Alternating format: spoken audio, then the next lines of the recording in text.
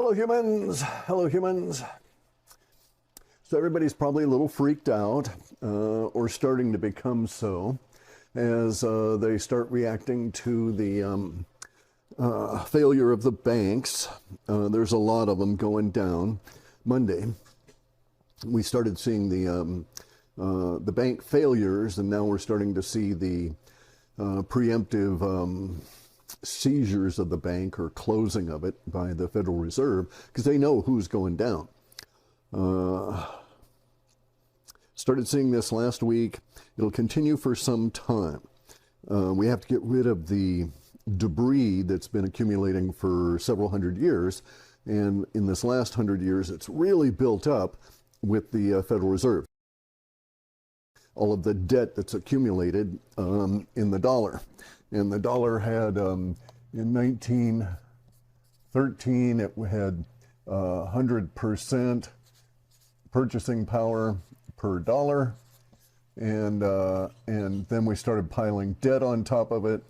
And we've got debt like this. And now we've got 0.016, I think, cents. So that's almost 2 cents worth of purchasing power left in the dollar relative to 1913, and all the rest of it is debt that's been piled on, piled on, piled on. And so we need to shed all of this material right here that has accumulated. That's the process that we're going through now. In doing this process, we've also been involved in this very large war. The war itself, in my opinion, was existent in the 1950s. I can see signs from 1957 that the plot to take over the United States was active, and so we have, so it was planned before that.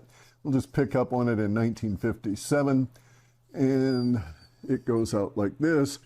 And over here is the, and then everybody can easily look up all the crap that's happened in between, and that's all Khazarian Mafia deep state shit that was done.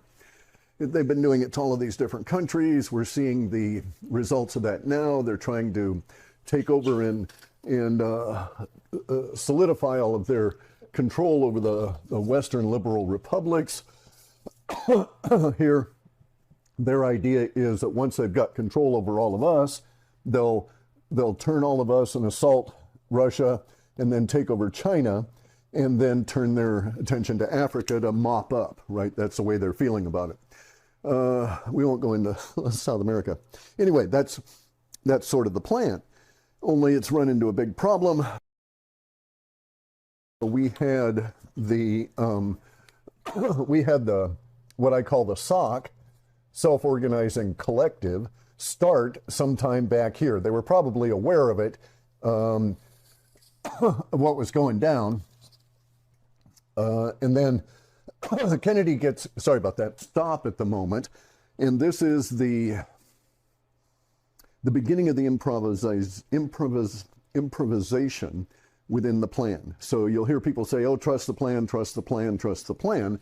And in this period, in this point here, we have the plan operational, but it relies on in order that the mass of the populace might wake up, right? And we needed to have this not echoing, but this exposure in real time as it was happening, in order that we might generate the mass that we have now in the awakened population. They may not all be awake to any real degree, but that's immaterial. We now have the mass of the population.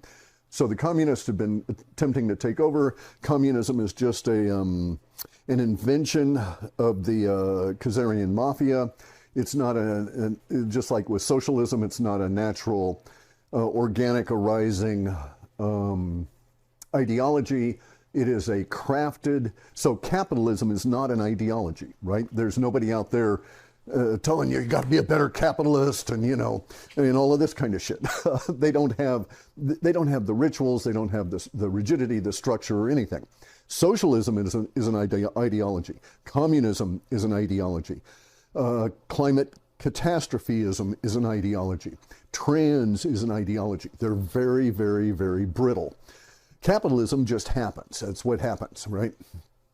It's organic, it's native, you can't really do away with it. In all of the other ideologies, socialism has never stopped capitalism inside it. Communism never stopped capitalism inside it. It suppressed it and tried to direct the output to the Khazarian mafia and the deep state. And this fails, okay? Always continuously over time, everybody suffers in the process, but it will fail, and there's nothing that the Khazarians and the deep state can do about it. But now we're here at what's known as like the denouement, right? This is the end of the play. It's just ahead of us here. In May, we get into the crash of the federal government by lack of funding. This is predictable, because we've been through this before. So in 1923, in the Weimar Republic, in Germany, they had a track that really went from like 1920 through to, we'll just say 1933, which is when Hitler established power. But in this period of time here, in 1920 through 1923, they were bubbling along just sort of fine with their inflation rate. It was very high. It was an ugly inflation rate. The currency, the Reichsmark, lost all their resources, all different kinds of things, reparations. They had to give stuff to the people they'd harmed.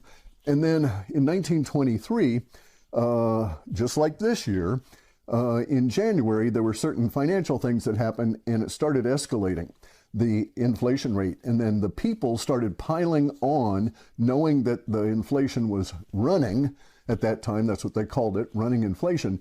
The people started piling on and trying to get ahead of that. And so as soon as you got any kind of currency at all, you'd spend it, because the very next day, even later that day, it would buy you less. So it was quite true that you'd get up in the morning and there would be one price for a cup of coffee. And by the time you went to bed that night, that price had escalated. That was how bad it was. We have personal family knowledge of this, because we had a couple of members of the family in Germany that were academics and had retired like in 1922 and 1923 and attempted to live on pensions that went they were just evaporated, just nothing over the course of about 7 months. We're doing this in about the same period of time, about 7 to 9 months. And what happens here in the inflation in 23 was that they got to a point where, the wheelbarrows full of money to go and buy an egg, that kind of thing, right? Well, if you've seen the prices of eggs, you know where we're headed. But in 1923, they got the banking crisis that we're sort of going through right now. And then the hyperinflation ran so fast that basically the money collapsed, right? No one had any confidence in it at all. And somewhere in this period of time right there, an interesting thing occurs, and that is that people that are used to be or are at the head of the social order in terms of their prestige, their payment, for their work, their lifestyle, all of this, they just went, the whole thing just crashed. And so you had professors, former professors that had, multiple PhDs, all of this kind of stuff, head of universities, out begging on the street because they didn't have enough money from their pension to buy anything, right? For food, this kind of a deal. It was a seriously tough time. And it happened fairly rapidly once they got into the hyperinflationary period. And we're in that right now. People are starting to spend cash, the dollar, as fast as they possibly can. They're trying to get out of the dollar. And so this is going to, predictably, this is going to escalate in a similar fashion. And so some point here around May, we get to the point where there's a crisis in the governmental structure and people walk away from their jobs. So you'll have people, it's seems stupid to say it now, right? But you've got people right now that man and a wife, both working for government, both working for federal government, might make between the two of them take home, or not take home, but you know, their combined income might be $250,000 a year, right? Some serious dollars, you would think. Those people will be walking away from their jobs by this summer, because in May we're going to hit a funding crisis. And we know that this is baked into it right now because the Federal Reserve and all the banks have said the backstop word, okay? And backstop means that the Federal Reserve will print money. And they'll print and they'll print and they'll print. This, of course, is going to cause this hyperinflation thing. So if you know that every fucking bank on the West Coast is going to fail, and it's going to cost $30 trillion or something, I don't know, we're just making up numbers here, and that the Fed is going to create $30 trillion tomorrow. It's not going to take them a week. They're doing it tomorrow. Check, it's done. There you go, 30 trillion. Well, that 30 trillion is worth shit, right? Worth nothing.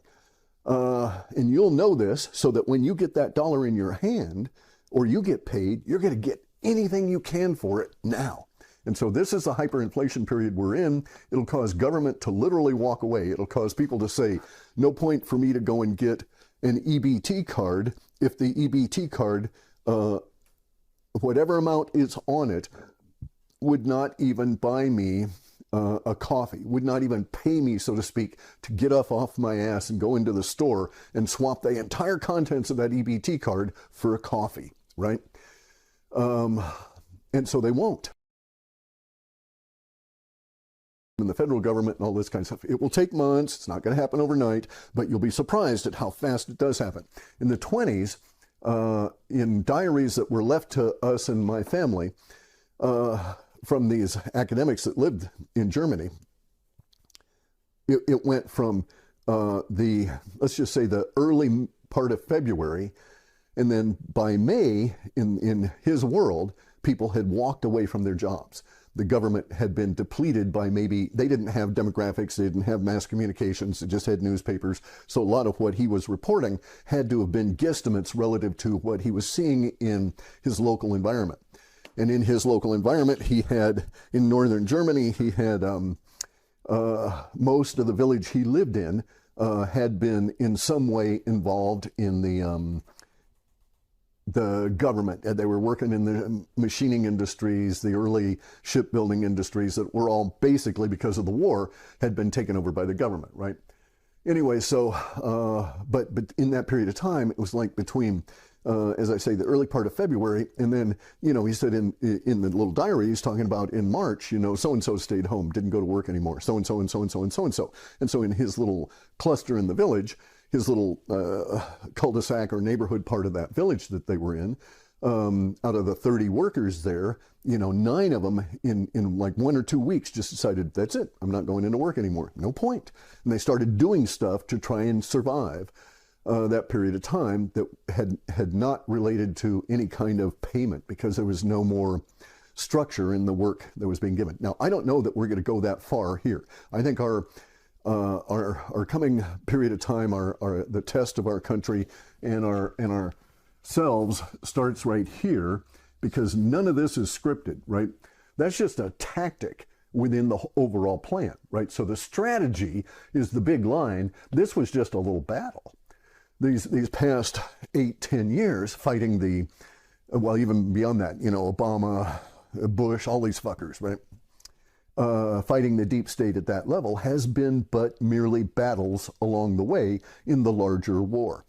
And so we've got all of this shit up here. But this is a good part in my way of thinking, because from here on, we don't have to worry about that. These guys are going to drop off over this period of time. They will just fade down to nothing. We'll get rid of all of their, start redoing all of their stuff, and then we're in the building phase, and all kind of cool things can come out. Now, in my opinion, by the way the hell back here in 1905, the deep state took over academia and has been polluting the data ever since. And they even polluted Tesla in real time, or near real time, at that, because they didn't have to worry about real time. They could do it through the newspapers and so on. So that by the time Tesla died, they'd already been defaming him and destroying his legacy, but taking what he knew and his devices for themselves. And so I'm looking forward to undoing all of the crap that's in our science from 1905 that has so distorted everything, and we'll get out into a whole new world out here, right? So I'm very optimistic, but I know we're going to go through a lot of shit, okay? So by May, in my estimation, we're going to hit this period of time. Now, in May, maybe it'll be the first week. That's what it sort of looks like. We'll get to a point in that first week where there will be lots of histrionics, lots of upset, angry language, lots of people freaking out, ripping their hair out, you know, pissing themselves, this kind of thing, right? That in May actually may be the period of time that Dick Allgire's remote viewing, where he saw the people in the halls of Congress puking their guts out, all of this, all around the dollar, you know, and the structure and all of that, that may indeed be that period of time. It may be in that first week of May. But nonetheless, even if that precedes it, even if Dick's image precedes this period in time, in the first part of May, we're going to get to this crisis that'll involve banks, it'll involve the Federal Reserve, it'll involve the federal government, and from those federal government and banks and so on, it'll come down to students, student loans, and we'll get into that in a minute, and then also down to regional banks and local, or state, local, and regional government. Now, the regional collectives, all right, so we're going to see this. We've got our government in all these layers. We've got local, we've got state, and then we've got federal. But then there's also this layer of regional that binds parts of local to, and trying to take the power away from the state into this regional layer, right? These are all these regional councils. And these regional councils claim jurisdiction and stuff over your local crap that really should be supervised by the local level and then only go up to state, and beyond that, it's not anybody's concern. So in my opinion, the federal government's regional structure, I'm in Region 10 here, they call it. It's the west coast of the United States, includes Alaska, Hawaii. I don't know if, I think it includes Hawaii too. So they busted us up into these 10 regions, making it easier to control. So basically it's consolidating. Okay, so one of the interesting things about this, in my opinion, is that when we hit this crisis in May, just because of the nature of what's going to happen. So all of these regional collective of government just going to crap out. All those people won't have work, they won't have money coming in, or maybe it'll come in, it won't buy anything, people won't be doing shit. All different kinds of breakdown will start in May. And in my opinion, it'll hit the regionals first, and then it'll go up into the feds, and then so it'll go up into the feds over the course of May and June. And then in July, it'll come back down to the state level and local and regional. And so that's where it's going to be really hard, guys. So, so you're looking at a bad July, but there'll be good parts. I mean, it's not total bad or anything like that. And, you know, 4th of July is going to be kick-ass this year. Believe me, okay? So July, August, and September economically are going to be just shit. Just the absolute pits relative to the Great Awakening. Everybody's seeing shit. It'll be very good. But in order for everybody to see shit, you got to be in the shit, right? You got to be into it up to your nose and crawling out. And so that's where we're in here. This is the shit months. After that, I expect that the plant, and so that might be this area right here. That might be the shit months, right? Down in here. But after that, I expect the plan to really start taking off, and then we will see bits of optimistic reasons to think that the plan is working and stuff's actually happening and so on. Now, this is decades. This is decades. We have to rebuild. We know we have to rebuild science from 1905 or earlier. It may go all the way back to 1830. Anyway, so we know we have a lot of rebuilding. We got to get a lot of crap out of our system. So this is like, this is what I think of this period right now is our detox coming up. All right. Because we're going to get rid of all the crap that we've had this entire time that's been weighing us down, polluting us, making us think bad. We'll change our diets. We won't have any choice. We'll stop using all different kinds of chemicals, and we're going to switch to other different things for food production and all of this because of the nature of the breakdown that we're going to go through. It's going to be really rough. At some point in here is the point of maximum risk and maximum danger, right? Risk and danger. And that's going to be when the commies, the deep state, the Khazarian mafia totally freaks out. They're getting there, all right? It would be good for us, all of us humans, if we had the, I'm hoping, if we have the cookie crumble approach, right? Because when you put the cookie in the milk and you dip it too long and then you pull it out, it starts crumbling at the edges and falling in. If we have that, then we'll see the deep state fall away in small groups, individuals, and so on. So Fauci gets arrested, and then somebody else, and somebody else, and somebody else. The other way it could go would be that the deep state pulls like a Hitler in the bunker kind of thing, where they consolidate all their power and try and duke it out with the rest of the planet now that we all know what the fuck's going on. And all the normies are with us. That's why this is entitled Mass, okay? Because we've got the mass now, all right? So there is no more our democracy of these little brittle, fragile mobs running through the street, you know, tearing down statues. Those days are gone. The deep state cannot engender that anymore. Now that we're into the financial crash, they're not going to be able to get BLM to do squat because there ain't money for that. Pretty soon, they'll keep funding Antifa as long as they possibly can, okay? But even now, that funding is dropping off. And things are going to get real serious for Antifa and these people going forward. As we get into this period of time here, there will be a natural reduction of accommodation. So you have to understand that going forward, okay? And that natural reduction of accommodation is between individuals. And so, like, I'll put it at a personal level. I'm an old man. I got all kinds of shit I've got to do every day. If you get in my way and add to my chores, I'm not going to be very friendly, right? If you're annoying me as I'm going into the grocery store, and I've got my list of stuff, and I'm worried about whether or not I can find this, and, you know, all these other issues and concerns, I'm not going to be very receptive if you come on up and try and make me do something. Now, if you come on up and request money, you're in distress or whatever, I'm not going to come unglued on you. But if you come up as an officialdom and you're going to be doing shit towards me, you're going to get a very, very, very bad reception. And so Antifa thinks they are officialdom.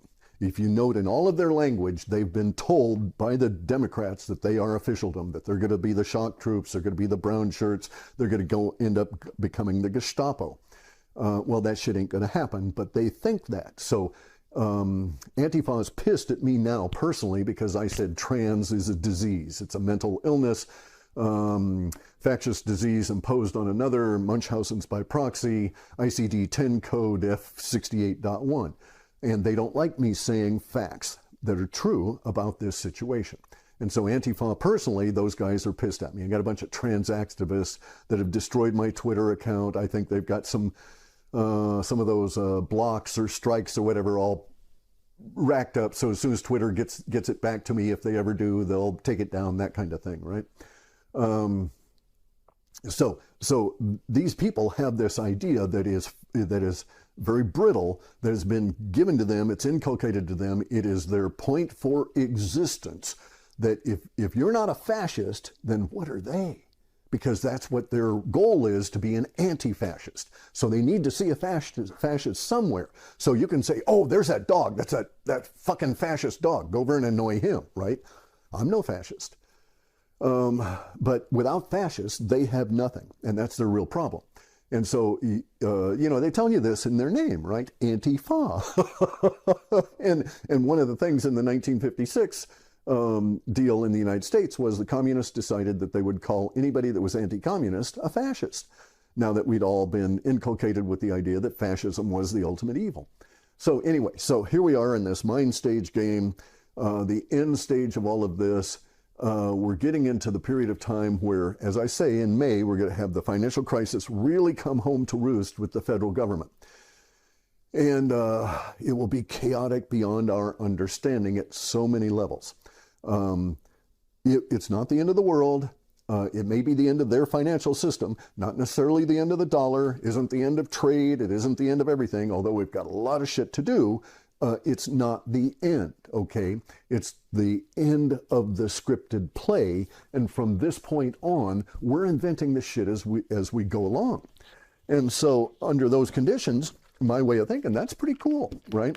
Get back to some decent science, some stuff we've overlooked that's been hidden from us. Get back to a sound money situation, which is coming.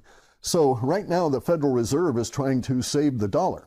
And you say, well, why would they want to do that? Why don't they save all the banks and stuff and keep everything stable? And that's because they could save the banks, but we would lose the dollar and we'd have to go back to a treasury dollar, treasury issued dollar, which we're going to do anyway. That's their non-understanding. Maybe some of them grasp that we will do that anyway. But if they did that and saved the structure and business and all of that, then some point relatively soon, say, next year, we wouldn't have a dollar at all, and there wouldn't be any need for anybody in the Federal Reserve or any of their control and all of that stuff, right? And then all that debt gets forgiven. And so that's what I want to talk about here at this point. Okay, so as we go along, you won't have to worry about student debt because the banks are going to drop off, right? It's the banks that you owe the debt to, not the federal government. Federal government can't seize the debt. It can't transfer that debt. Go read the contract. So once a certain point happens and the banks start failing, you don't have any student debt. So right now, Silicon Valley Bank has collapsed. And they've, that and Signature Bank and a couple of the others are being, they call it isolated or esconded, I think is the official term. They're trying to isolate the damage. Thing is, if you had a student loan to Silicon Valley Bank, you're free and clear. They canceled it for you. The creditors, all the lending banks. So this is what they're trying to do. They're trying to actually save the dollar, the Federal Reserve, because they want to stay in business. And they figure they can rebuild the system here in the U.S. if only certain things can come into existence. Now, those certain things, in my opinion, won't come into existence, and they won't be able to rebuild. We'll go back to a treasury-backed dollar. And in my opinion, this is part of the plan, is that we're going to get into a treasury-issued dollar and do away with all the central banks, and we'll uncentral bank the whole planet. Now, I got to get moving. I got people coming over to do work. We're trying to get ourselves set up here for this coming period of really rough time. This is not something that you want to face when you're 70 years old. You have people that you're caring for that are infirm. You're dependent on medications, all of these things, right? This is a very scary time for all of the boomers that are left. There's not really a lot of us, I don't think, anymore. I'm in the halfway mark. I was halfway in that generation. So it's rough. So I've got to do, what I can do ahead of time. And so that's what we're doing here. But in any event, though, so a couple of things to note. You're going to hear people say, oh, my God, you hear this all the time, and it's because people only have a very facile, very surface level understanding of the plan and what's going on. In the war, right? The plan is just part of the war. The war is going on around the plan. The plan is there to take us through all of this shit in the war. But in any event, though, so you'll hear people with only a facile understanding saying, oh, no, Trump's evil. That's not very bad relative to the total overall population of the planet, right? We cut their ability to do shit way down. So we had a major victory that way.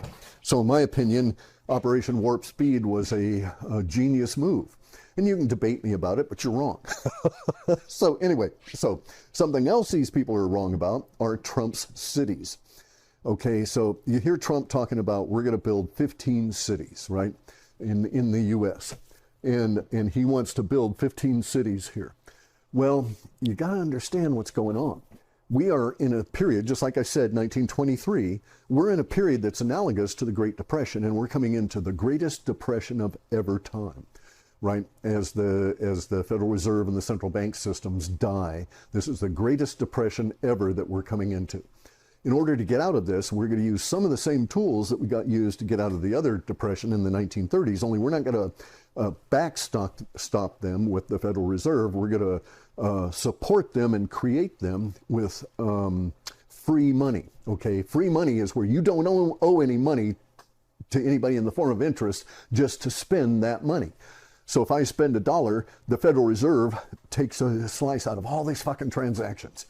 And so in free money, free society money, you don't have that. You get 100% of the value out of that money, not 98 cents, or now you get, they've got 98 cents of the dollar that they're raking off in their corrupt system. And you get 2 cents out of every dollar that you receive. Ain't fair, dudes. And so we're going to go back to a constitutional or free money. In a free money system, we still have the issues of the float through the system, how fast it moves from person to person to person. This is what a depression is. It is the depression of the flow of money through the populace. Because people don't have work, people aren't willing to spend, et cetera, right? And so the plans to get out of that work very effectively. We've had them for years. We understand what they are. They worked them in the 1930s, only it was the Federal Reserve at that point that was supporting them all. Now we're going to support them with legitimate, fair dollars, which will go ever so much further because the Federal Reserve won't be raking off their corrupt percentage, right? These are parasites. The Federal Reserve, the Khazarian Mafia, the deep state, they are parasites. And so right now, all right, so when Trump's cities are built, this is the modern day equivalent of the CCC and the WPA here in the United States, the Works Progress Administration, or Work Projects Administration. It had two names, it morphed over in the middle. And the CCC was the Civilian Construction Corps. We will do something similar to mobilize the populace of the United States and get us out of this Great Depression, which will then cure the depression in the rest of the republics. And the thing we will do will be Trump's cities, whatever that project is going to be named. They won't be these 15-minute cities, all right? I know this. I know this because of Trump's, I won't say him personally, but because of the Trump people, because of their fascination with some brilliant early 1930s and 40s architectural influencers, okay? One of them was not an architect, that's Buckminster Fuller. But these, okay, so within Trump's inner circle are people that are fascinated by this particular time in our history, and they have a particular vision, and that vision is going to be expressed as these 15 cities, or however many we're going to build, these giant, not giant, but great cities across the United States. And they'll do it for specific purposes, but one of the purposes is a works progress kind of thing to employ people and to get the flow moving, right? To start distributing the newly created treasury dollars and get moving in things again. And the federal government is going to be upended, okay? So the federal government is going to totally transform. I expect, personally, in my opinion, that much of the land that is nominally owned by the federal government will be set free to the populace again in some manner. I don't think it'll be returned to their original owners or any of that kind of shit because it's too long and there's too much involvement there, right? But that will happen, and that will provide people with new homesteads, new opportunities, new mines. We're going to do a lot of mining in the United States and deep oil drilling. I expect we're going to get rid of coal to some degree over like the next 2 decades and concentrate on these vast quantities of natural gas and oil that we're going to discover here. They just discovered in, I think it's Saudi Arabia and Iran right here at the tip of the peninsula underneath there, umpteen trillion gallons of natural gas. Enough natural gas to keep Germany happy for, a few hundred years, that kind of thing. So there's vast quantities of energy. We just need to get at them and get moving. And we'll start doing deep oil well projects here in the U.S. that will employ people, get us moving, get us cheaper energy, etc. The more you can lower the cost of energy, the more you can boost the value of your social order. That's a fact. So there's all these little truisms that you can count on, right? Some of the truisms that we can count on functioning are showing up right now. And so like, you know, we had this Silicon Valley Bank. They had, I think, nominal assets of 4.3 billion or trillion, doesn't matter, 4.3, but they had 1.9 in hard debt that couldn't be satisfied because they didn't have the flow. So it put the rest of this, which was all nominal and notional on paper, at risk, and the whole thing went down. So there may be student debt attached to this. If so, if you've got student debt there, it's canceled because that bank doesn't exist and they cannot legally transfer student debt. Go read the fucking contract. Okay, so now, other things that are occurring that are also baked into the cake that are also factual. Most of the colleges in California, and many of them here in my state, Washington, and many of them in Oregon and a lot of the other states in the United States, but with California leading the pack, so to speak, are now running at a what is called a plus ratio, okay? So you have a college that maybe that college has, say they're going to have 26,000 students. These colleges are in a plus ratio. They will have more than that 26,000 students in faculty and staff. But it's mainly staff. It's mainly administrators. So there are colleges now that will have a ratio of faculty to students that is appropriate. And so maybe they've got, I don't know, maybe they've got 6,000 faculty, okay? So they have small classes. But they might have 27,000 administrative staff. So we have an inverted pyramid here where the cost of the college on the student is massively weighted in administrative staff that does nothing to add to the value of the education. So the administrative staff, you know, if you look at the colleges, they're not even good janitors because they're not even really cleaning up. And they're making all kinds of money. Many of them, I won't even go into the detail. But anyway, so the college structure, the academic structure of the United States is going to crash. It's going to crash as part of the, because all of the colleges do all their funding and planning from or through summer in their off period, right? And so we're there now, and we'll see the crash of all these colleges this year. Now, a lot of them have like endowments and they have big funds, but that's going to go away, okay? The colleges are going to be in the same situation as the banks here, because the colleges, with their endowments, they think they've got billions of dollars set aside, all of this. But when they go and look at it, that billions of dollars is off in some shit that won't ever be able to be recovered. People right now that had invested in China over these last couple of years can't get their dollars out. They can't retrieve their money in a meaningful fashion from the Chinese economy. And that's what's going to happen to our banks. They may have $1 billion in an endowment that was created by so-and-so, and they put that into a bank, which then invested it in all this, you know, EDI shit, whatever the hell they call that, right? The social investing and so on. And they won't be able to get the money out. The endowment won't be able to sell those bonds. They won't be able to do whatever the fuck. And that college won't get that money, and they won't be able to call it due. And so their staff will walk away, just like in 1923 with my relatives that had worked in the academic college system in Germany, right?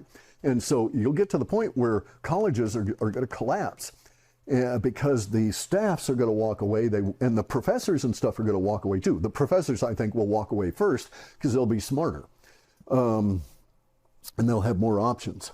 But that's going to be happening here this year and this summer. We're going to be seeing that this summer. Anyway, so this is the mass of the population is now with or against the globalists. It's now waking up.